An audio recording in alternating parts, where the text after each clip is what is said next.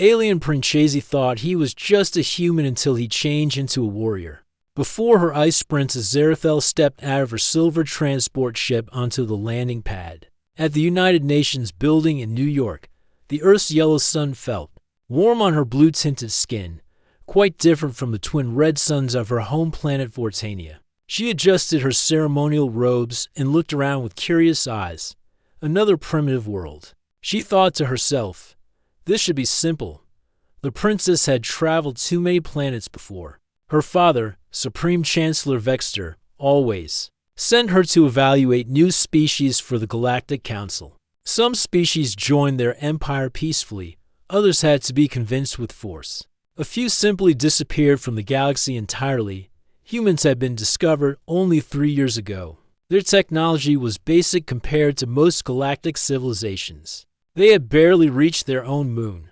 They knew nothing about faster-than-light travel or energy weapons. The Council expected this to be a routine evaluation, Your Highness.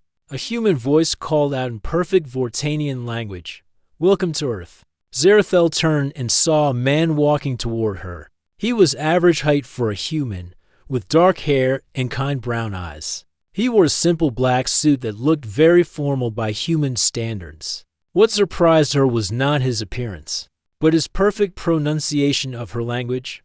"I am Marcus." "Chen," the man said, bowing in the traditional Vortanian style. "I will be your cultural liaison during your stay on our world." The princess raised one eyebrow. Most species took months to learn even basic Vortanian words. This human spoke like he had studied their language for years. "You speak our tongue well, human Marcus," she replied in English, testing his abilities. "Tell me, how long did it take you to learn?" Marcus smiled. "About 2 years, Your Highness. Languages have always come easily to me. I also speak Kraxi, Zentarian, and a few others." This was interesting. Kraxi was one of the most difficult languages in the galaxy. Even advanced translation computers struggled with it. Zerathel made mental notes as they walked toward the building. The United Nations had prepared a special conference room for the diplomatic meetings. Representatives from several Earth nations were present, along with the alien delegation that had arrived with Zerathel. There were 3 Vortanian advisors, 2 Zentarian observers, and 1 Kraxi military attaché. Marcus guided everyone to their seats with perfect understanding of galactic diplomatic protocol. He knew exactly where each species preferred to sit, what refreshments they would accept, and even the proper greeting gestures for each culture. This human is well prepared, thought Zerathel, perhaps too well prepared. The formal meetings began. Earth's representatives presented their planets, achievements, art, literature, scientific discoveries, and cultural diversity. It was impressive for such a young civilization, but nothing that would change the Council's opinion.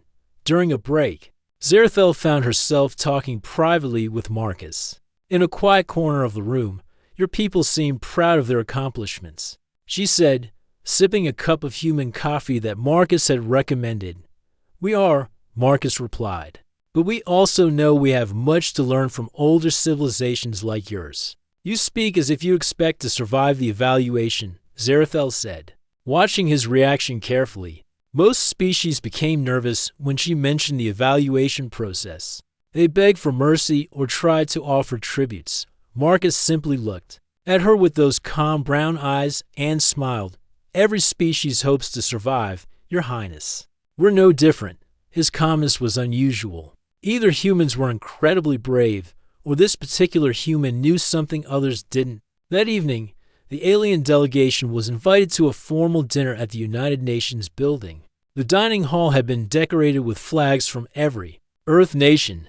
The food was carefully chosen to be safe for all the different alien digestive systems. Zerathel sat at the head table between Marcus and her chief advisor, General Kickstar.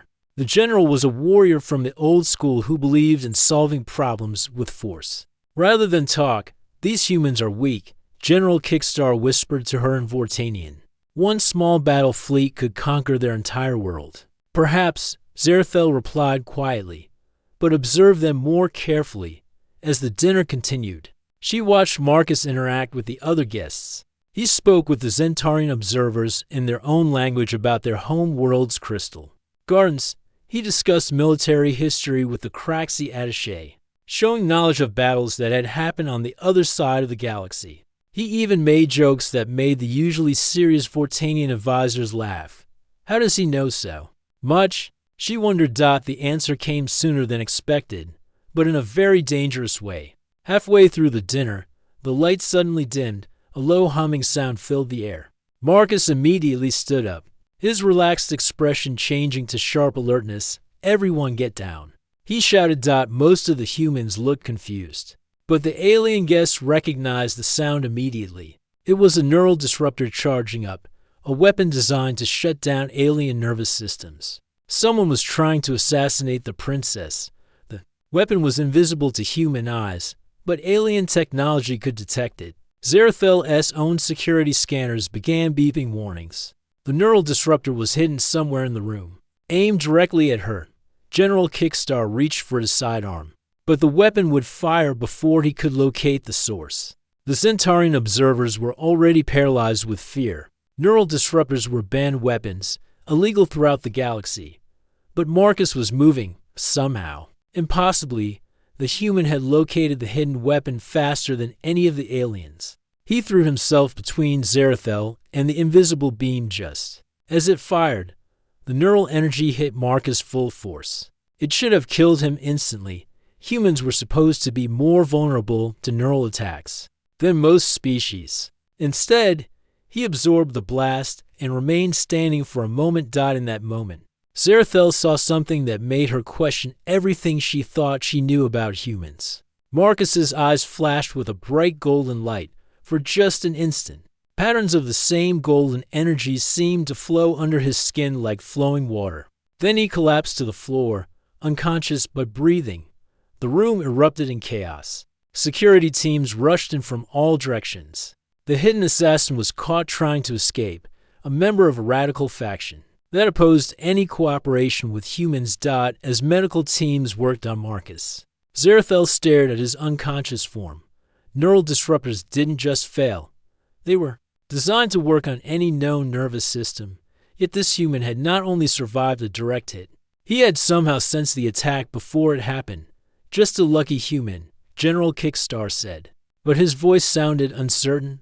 Zarathel said nothing. She had seen those golden patterns before, in ancient texts from her world's oldest libraries. They described a legendary warrior race that had vanished long before any current civilization had developed space travel. But that was impossible. Those were just stories, weren't they? As the medical team carried Marcus away, Zarathel made a decision. She would discover the truth about this human, no matter what it cost her. Something told her that the fate of both their species might depend on what she learned. The evaluation of humanity had just become much more interesting. Marcus woke up in the medical wing of the United Nations building. The white walls and soft beeping of monitors reminded him where he was. He sat up slowly, checking his body for injuries. The neural disruptor should have left him unconscious for days, but he felt surprisingly well. "You recover quickly for a human," a familiar voice said. Marcus turned to see Princess Zarathel sitting in a chair beside his bed. She was reading from a small device, but her blue eyes were watching him carefully. "The doctors said I was lucky," Marcus replied, swinging his legs over the side of the bed. "The weapon wasn't at full power." "Interesting," Zarathel said, putting down her device. "Because my scans show it was actually stronger than normal. A blast like that should have killed you." Marcus stood up and walked to the window. Outside, he could see the busy streets of New York. People were going about their normal lives, unaware that alien politics might decide their future. "Maybe humans are tougher than you think," he said without turning around. Zarathel studied his reflection in the window glass. Something was different about this human, but she couldn't figure out what. Her advanced scanners had detected strange energy readings during the attack, but now everything appeared normal. "Perhaps," she said. "Are you well enough to continue the diplomatic tour? My father expects a full report on human military capabilities." Marcus nodded. "Of course, Your Highness.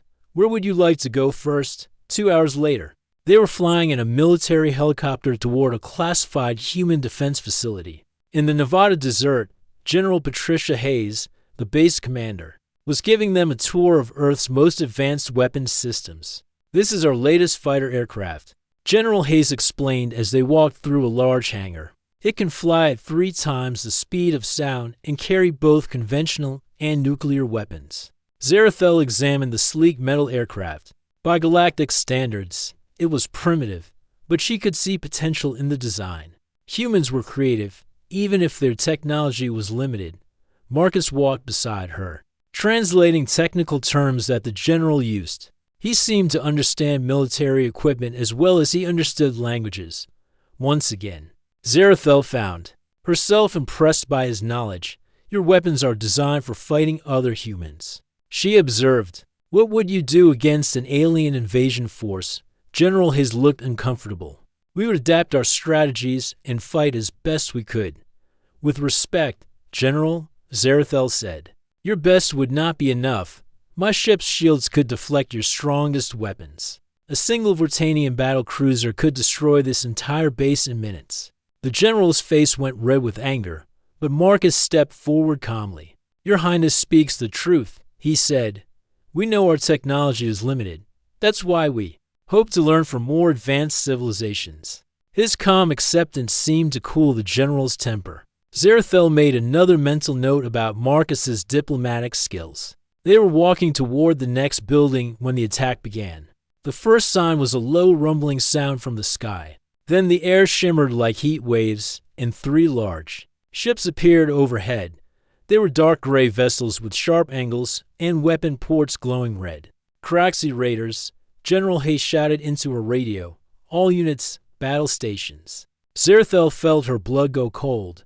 The Craxi were savage warriors who attacked without warning. They weren't supposed to know about the diplomatic mission to Earth. Someone had leaked the information. The Craxi ships opened fire on the base. Their energy weapons cut through human defenses like paper. Buildings exploded in balls of fire. Human soldiers ran for cover, but their weapons couldn't even scratch the alien ship's shields. "We need to get you to safety," Marcus said, grabbing Zarathel's arm. But it was too late. A Craxi landing pod smashed into the ground nearby. The door opened with a hiss, and 6 alien warriors stepped out. They were tall creatures with gray skin, sharp claws, and glowing red eyes. Each one carried an energy rifle that could punch holes through steel. General Hayes tried to fight them with her sidearm, but the bullets bounced off their armor. The Craxi leader pointed his weapon at her and fired. The general fell to the ground, unconscious from the stun blast. "Surrender, Alian Princess," the Craxi leader said in broken English. "You come with us now."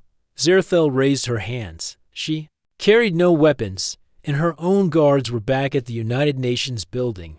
There was no way to escape. Then something impossible happened. Marcus stepped between Zarathel and the Craxi warriors. As he moved, thin lines of golden light began to appear on his skin, like cracks in a wall. The lines grew brighter and more numerous with each step. "Stay back," he said. But his voice sounded different, deeper, more powerful. The Craxi leader laughed. "Stupid human, you cannot stop us." He fired his energy rifle directly at Marcus's chest. The beam should have knocked him down instantly. Instead, Marcus caught the energy blast with his bare hand. The golden lines on his skin flared brighter, and the energy disappeared harmlessly. The Craxi warriors stared in shock. Their weapons were designed to work on any known species. No creature should be able to absorb energy like that. Marcus began to move. His speed was incredible, faster than any human should be able to run. He reached the first Craxi warrior before the alien could react and grabbed his rifle.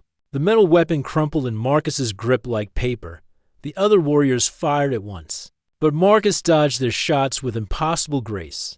He moved like he could predict where they would aim before they pulled their triggers. One by one, he disarmed them, his golden markings growing brighter with each movement. But it wasn't just his physical abilities that had changed. Marcus seemed to understand the Craxi technology perfectly. He touched their communication devices and somehow disabled their connection to the ships above. He examined their armor and found weak spots that even the aliens didn't know existed. Within minutes, all 6 Craxi warriors were unconscious on the ground. Their weapons were destroyed, and their equipment was useless. Marcus stood in the center of the defeated enemies, golden energy flowing under his skin like living light. For a moment, he looked like something from an ancient legend, a warrior made of light and power. Then the golden glow began to fade. Marcus swayed on his feet and collapsed to his knees. The strange markings disappeared, leaving him looking like an ordinary human again. Marcus. Zerathel ran to his side and helped him sit up. What just happened? What are you? Marcus looked at her with confused eyes. I don't remember. Did we win? Above them, the Craxi ships were retreating. Without their ground team, they couldn't complete their mission. Human reinforcements were arriving from other bases, but Zerathel barely noticed. She was staring at Marcus, her mind racing with possibilities. She had seen those golden markings before, in the most ancient texts of her people. They told stories of a race of warriors who could adapt to any threat, who could evolve in the middle of battle. The texts called them the Awakened. But those were just legends, old stories told to children.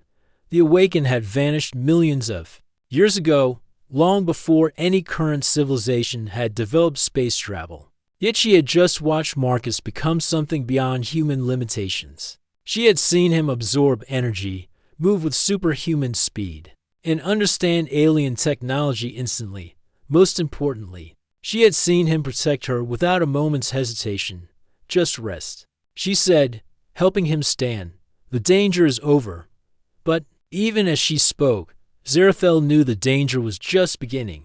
If Marcus was truly one of the Awakened, then humanity was not the primitive species the Galactic Council believed them to be. And if there were more humans like Marcus, then the entire galaxy was about to change forever. 3 days had passed since the Craxi attack. Marcus was back to his normal duties. Acting as if nothing unusual had happened, he smiled politely, translated languages perfectly, and showed no sign of the incredible power Zerathel had witnessed. But the princess was not fooled. She had been watching him carefully, using her advanced scanning equipment to monitor his biological signs. The readings were confusing. Sometimes Marcus appeared completely human. Other times, her scanners detected energy patterns that shouldn't exist in any known species. I need answers, she thought to herself. That evening, Zerathel waited until the diplomatic meetings were finished. She found Marcus alone in his office, reading reports about the Craxi attack. We need to talk, she said, closing the door behind her. Marcus looked up from his papers. Of course, Your Highness. How can I help you? Stop pretending, Zerathel said firmly. I saw what you did during the attack. Those golden markings on your skin. The way you moved. The way you absorbed energy weapons. That was not human. Marcus set down his papers and looked at her calmly. I don't know what you mean. The official report says I was lucky to survive. The official report is wrong. Zerathel stepped closer to his desk. I have been studying your species for weeks. I know what humans can and cannot do. What you did was impossible. Many things seem impossible until they happen, Marcus replied. Zerathel pulled out her scanning device and pointed it at him. The screen showed normal human readings, but she had expected that. My ancestors have stories, she said, watching his face carefully. Ancient legends about warriors who could change their bodies to face any enemy. Warriors who could absorb energy, move faster than thought, and understand any technology they touch. We call them the Awakened. For the first time, Marcus's calm expression changed slightly. It was just a small shift in his eyes, but Zerathel caught it. Those are just stories, Marcus said, but his voice sounded less certain. Are they? Zerathel sat down across from him. Because everything I saw you do matches those old legends perfectly. The golden markings, the energy absorption, the incredible speed and strength. Tell me, Marcus Chen, what are you really? Marcus was quiet for a long moment. He looked at his hands, then at the princess, then at the door. Finally, he sighed deeply. If I tell you the truth, he said slowly, it could mean war between our species. Are you sure you want to know? I need to know, Zerathel replied. My people's survival might depend on it. Marcus stood up and walked to the window. The city lights twinkled below them like stars. 200 years ago, he began. Human explorers found ruins in the Antarctic ice. Ancient structures that were older than any civilization we knew about. Inside those ruins, we discovered technology that changed everything. He turned to face her. The ruins belonged to a race that existed millions of years ago. They were called the First Ones. They had traveled across the galaxy, seeding life on countless worlds. But they disappeared before any current civilization developed space travel. Zerathel listened carefully. This matched some of the oldest stories from her own world. The First Ones left behind machines, Marcus continued. Devices that could unlock hidden potential in any species' genetic code. They could take an ordinary creature and transform it into something greater, something adapted for survival in a hostile galaxy. The awakening process, Zerathel whispered. Marcus nodded. A small group of humans learned how to use the machines. They underwent the transformation and became the first awakened, but the process was dangerous. Many died. Others lost their humanity completely and became something else. He sat back down, looking tired. Those who survived formed a secret organization. They realized that humanity would eventually meet other species in the galaxy. Some of those species would be friendly, others would see us as a threat to be eliminated. So you prepared for war, Zerathel said. We prepared for survival, Marcus corrected. The organization placed awakened agents in key positions throughout human society, government, military, diplomacy, science. We became humanity's hidden guardians. Zerathel felt a chill run down her spine. How many of you are there? Enough, Marcus said simply, but not many. The awakening process still kills more people than it saves. And those who survive must live with the constant risk of losing control. What do you mean? Marcus held up his hand. Faint golden lines appeared on his palm, then disappeared again. Each time I transform, it becomes harder to change back, he explained. The warrior form is powerful, but it's not fully human. If I use my abilities too often, I might become locked in that state forever. I would have incredible power, but I would lose everything that makes me human. Zerathel understood now why Marcus seemed so calm all the time. He was fighting an internal battle every day, keeping his human nature in control while carrying the power of the awakened. Why are you telling me this? She asked. Marcus looked directly into her eyes. Because I trust you, and because humanity needs allies, not enemies. The galaxy is full of species that would destroy us if they knew what we could become. As if his words had summoned trouble, Zerathel's communication device began beeping urgently. She answered. It and her the voice of her personal assistant back on the Vortanian ship. Your Highness. The assistant said in their native language, I have urgent news. The High Council has made a decision about the humans. What decision? Zerathel asked, though she already feared the answer. They have classified humanity as a Category 5 threat. A strike fleet is being assembled. They plan to eliminate the human homeworld before the species can develop further. Zerathel's blood went cold. Category 5 was the highest threat level. It was reserved for species that could potentially challenge Vortanian dominance of the galaxy. When? She asked. The fleet will arrive in 72 hours. You are ordered to return to the ship immediately and prepare for evacuation. The communication ended. Zerathel stared at the device in her hand, her mind racing. Her own people were planning to commit genocide against humanity. Bad news? Marcus asked quietly. Zerathel looked at him. This human had saved her life twice. He had trusted her with his people's greatest secret. Now she had to make an impossible choice. My people know, she said. They've detected something about your species that frightens them. A strike fleet is coming to destroy Earth. Marcus's expression didn't change, but those faint golden lines appeared and disappeared on his skin again. How long do we have? He asked. 3 days. Marcus stood up and walked to a wall panel. He pressed his hand against it, and the panel slid open, revealing hidden communication equipment. This is Chen. He said into the device, Code Phoenix. All units to battle stations. We have 72 hours. Voices responded immediately from locations around the world. Other awakened agents were confirming the alert and moving into position. Zerathel realized she was witnessing the activation of a global defense network that her people had never suspected existed. Marcus, she said quietly, there's something else you need to know. The strike fleet isn't just coming to destroy Earth. They're coming to capture and study any humans with unusual abilities. If they learn how the awakening process works, they could create their own awakened warriors.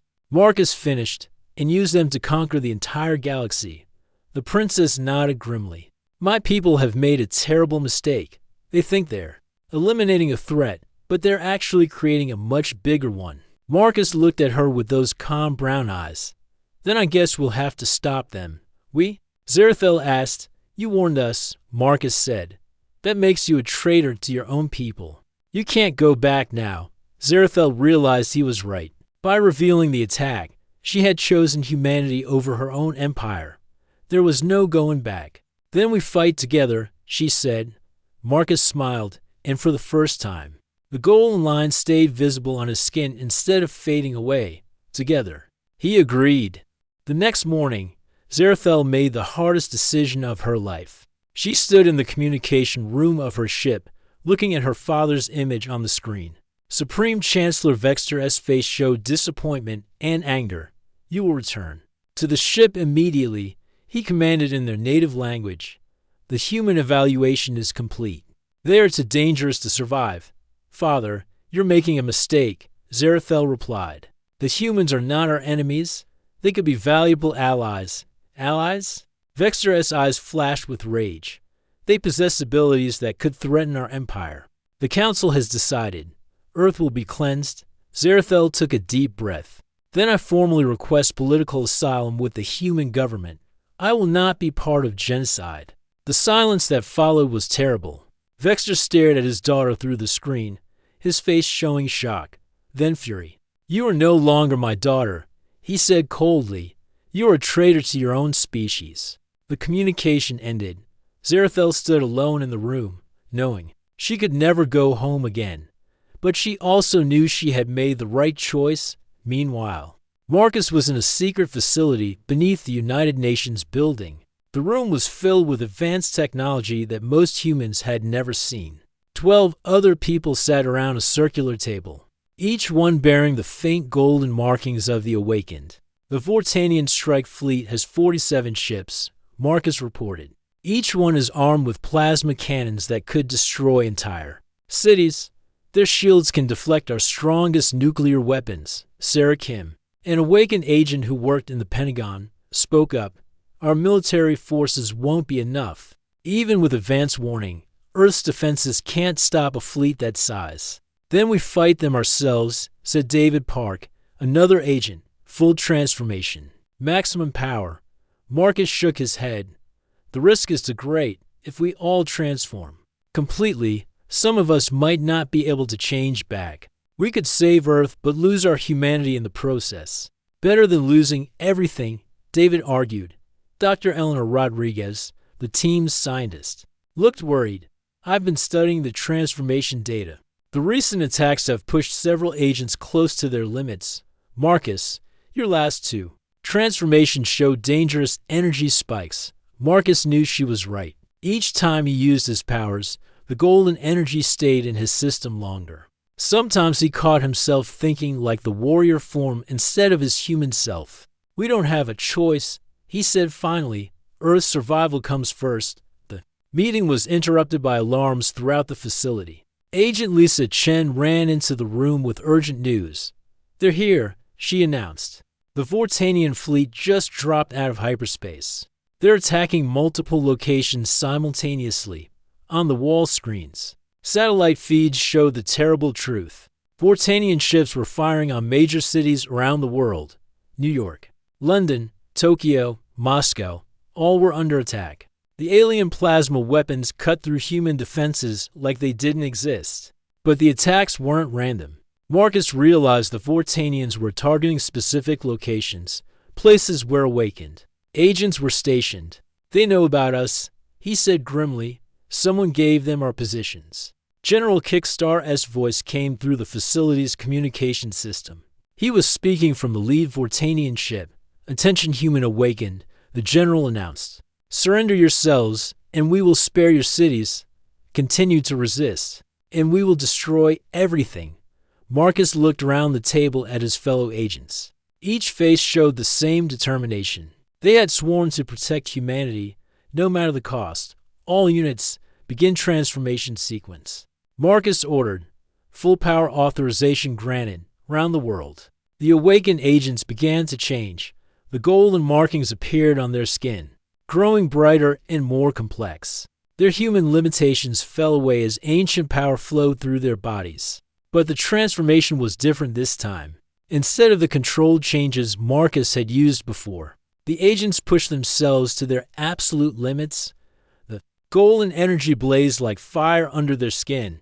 In London, Agent James Wilson became a being of pure light and speed. He moved through the Vortanian ground forces like lightning, destroying their equipment with touches that disrupted matter at the molecular level. In Tokyo, Agent Yuki Tanaka discovered she could manipulate gravity itself. She lifted entire Vortanian ships into the air and crushed them like empty cans. In Moscow, Agent Viktor Petrov found that he could phase through solid matter while maintaining the ability to affect physical objects. He walked through Vortanian armor and disabled their weapons from the inside. But the power came with a terrible price. One by one, the agents began to lose themselves to the transformation. Their human personalities started fading as pure warrior. Instinct took control. Marcus felt it happening to himself as he defended the United Nations facility. The golden energy was consuming more of his thoughts with each passing minute. He could feel his human memories becoming distant, unimportant compared to the joy of battle. Zerathel found him on the roof of the building, where he was single-handedly holding off 3 Vortanian attack ships. His entire body blazed with golden light, and his eyes had become pure energy. Marcus, she called out to him. He turned toward her, but she could see that Marcus Chen, the diplomat, was almost gone. In his place stood something magnificent and terrifying, a being of incredible power, with only traces of humanity left. Princess, he said, but his voice sounded like thunder. You should not be here. It is dangerous. I'm here to help, Zerathel said, approaching him carefully. But first, you need to remember who you are. I am the Guardian. Marcus replied, turning back to the attacking ships. I am the Awakened. I am the protector of this world. No, Zerathel said firmly. You are Marcus Chen. You are a man who speaks 6 languages and makes terrible jokes. You are someone who saved my life because it was the right thing to do. For a moment, the blazing light around Marcus flickered. She could see confusion in his energy-filled eyes. Above them, the Vortanian ships were retreating.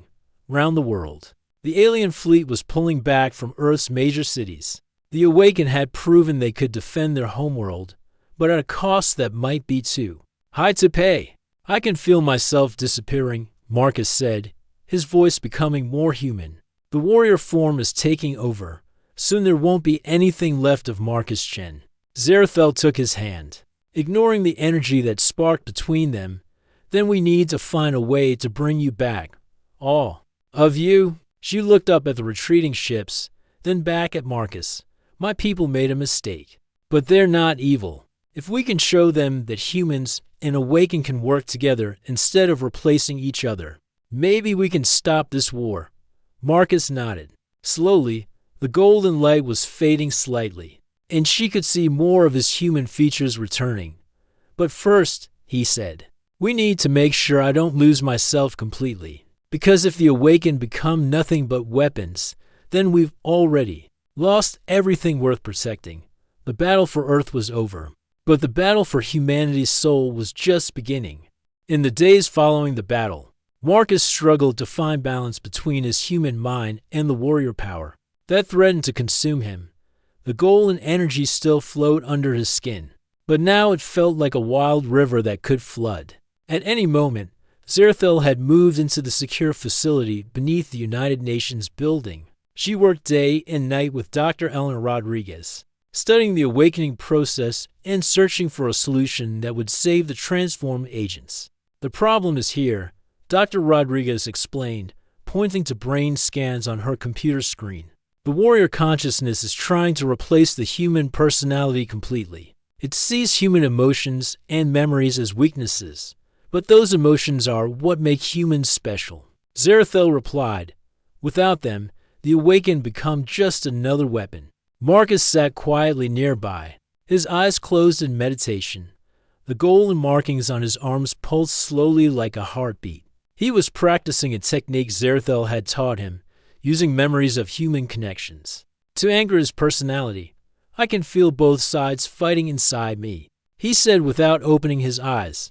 The warrior wants to forget everything except battle and duty, but the human side holds onto smaller things, the taste of coffee, the sound of children laughing, the way you smile when you think no one is watching. Zerathel felt her blue cheeks grow warm at his last comment. Over the past week, she had realized her feelings for Marcus went beyond simple friendship or political alliance. "Those memories are your strength," she said. "They're what the warrior form can't understand or replace." Dr. Rodriguez made notes on her tablet. "If we could modify the awakening process to strengthen the human consciousness, instead of suppressing it, we might create a stable balance. The ancient texts from my world might help," Zerathel offered. They described the first ones as beings who combine great power with deep wisdom. Perhaps they found the same balance we're looking for. Their research was interrupted by urgent alarms. Agent Sarah Kim rushed into the laboratory with news that changed everything. "The Galactic Council has called an emergency session," she announced. "Representatives from every major species are gathering at the neutral station on Kepler 442b. They want to discuss the human situation." Marcus opened his eyes, and Zerathel saw both the human diplomat and the golden warrior looking back at her. "Some want to destroy us before we become too powerful," he said. "Others want to study us and steal our abilities. Either way, humanity loses. Not if we speak for ourselves." Zerathel said firmly, "I still have diplomatic status with several species. If you can maintain your human form long enough, we could address the council together." Dr. Rodriguez looked worried. The stress of interstellar travel and political pressure could trigger a full transformation. Marcus might lose himself completely. "Then we find a way to prevent that," Zerathel said. She turned to Marcus. "Are you willing to risk it?" Marcus stood up slowly. The golden energy flowed through him, but his human consciousness remained in control. "For Earth's future, I'll risk anything," he said. 3 days later, they arrived at the council station. The massive structure floated in space like a silver city, with docking bays for ships from dozens of different species. As their transport approached, Marcus felt the warrior energy stirring restlessly inside him. "Remember," Zerathel said quietly, "you're not here as a weapon. You're here as humanity's voice." The council chamber was enormous, with representatives from 47 different species arranged in a great circle. At the center stood Marcus and Zerathel, looking small but determined. Supreme Chancellor Vexter spoke first, his voice cold with anger. "The humans have proven themselves dangerous beyond acceptable limits. Their awakened warriors defeated our strike fleet and humiliated our forces. They must be contained or eliminated." Murmurs of agreement came from several delegations. The Craxi ambassador pounded his fist on his desk. "They absorbed our weapons like they were toys. No species should have such power." "With respect," Marcus said, stepping forward, "you attacked us first. We only defended our home." His calm voice carried clearly through the chamber. Several council members leaned forward, studying this human who spoke with such confidence. "You speak of defense," said Ambassador Tivar of the Zentarian Federation. "But our intelligence reports suggest your people have been preparing for war for centuries. You have hidden weapons and secret armies. We have hidden guardians," Marcus corrected. "The Awakened exists to protect humanity, not to conquer others. We could have struck back at the Vortanian homeworld after their attack on Earth. We chose not to." Chancellor Vexter stood up angrily. "Because you lack the strength. Give you time, and you will develop fleets of awakened warriors to do what?" Marcus interrupted. His golden markings were beginning to show, but his voice remained steady. To help species defend themselves against those who would destroy them, to share knowledge that could benefit everyone, Zerathel stepped beside him. The human awakened saved my life twice. They could have let me die and removed the political threat. Instead, they protected me because it was right. You are a traitor to your own species, her father said coldly. I chose the future over the past. Zerathel replied, humans have something we've lost in our quest for power, the ability to choose cooperation over conquest. Marcus felt the warrior energy surging as emotions ran high in the chamber. For a moment, he teetered on the edge of transformation. Then he remembered what Zerathel had taught him. He thought about children playing in Earth's parks, about elderly couples holding hands, about the way his grandmother had sung while cooking dinner. The golden energy settled, becoming part of him instead of fighting against him. We propose a new kind of alliance, Marcus said, his voice carrying a strange harmonic that seemed to resonate with every species present. Not conquest or submission, but partnership. The Awakened will serve as peacekeepers for any world that requests our help. In return, we ask only for the chance to learn and grow alongside our galactic neighbors. And if you decide our help is no longer needed, asked the Zentarian ambassador, then we go home. Marcus said simply, we have no desire to rule anyone. We just want to ensure that no species suffers what the Craxi tried to do to us, or what the Vortanians attempted. The chamber was quiet for a long moment. Then Elder Korthik of the Ancient Collective spoke. His species was among the oldest in the galaxy, and his words carried great weight. In my long life, I have seen many species rise and fall. Most are destroyed by their own power or their fear of others' power. But occasionally, a species emerges that chooses a different path. He looked directly at Marcus. You have shown restraint when you could have shown dominance. You have chosen protection over conquest. These are the qualities of a truly evolved species. One by one, other representatives began to speak in favor of the human proposal. Not all were convinced, but enough supported the idea to carry the vote. Chancellor Vexter stormed out of the chamber, but several Vortanian delegates remained behind to discuss terms of cooperation 6 months later. Marcus stood on the observation deck of Harmony Station, the new headquarters for the Galactic Peacekeeping Corps. The station was jointly operated by humans and 17 other species, with awakened agents working alongside alien peacekeepers. Zerathel joined him at the viewing window. Outside, human and alien children played together in the station's gardens, their laughter carrying through the corridors. Any regrets? She asked. Marcus smiled, his golden markings visible but controlled. He had finally achieved the balance between human and awakened, keeping the power but never losing the heart. None, he said, taking her hand. We didn't just save humanity. We helped the galaxy remember what it means to choose hope over fear.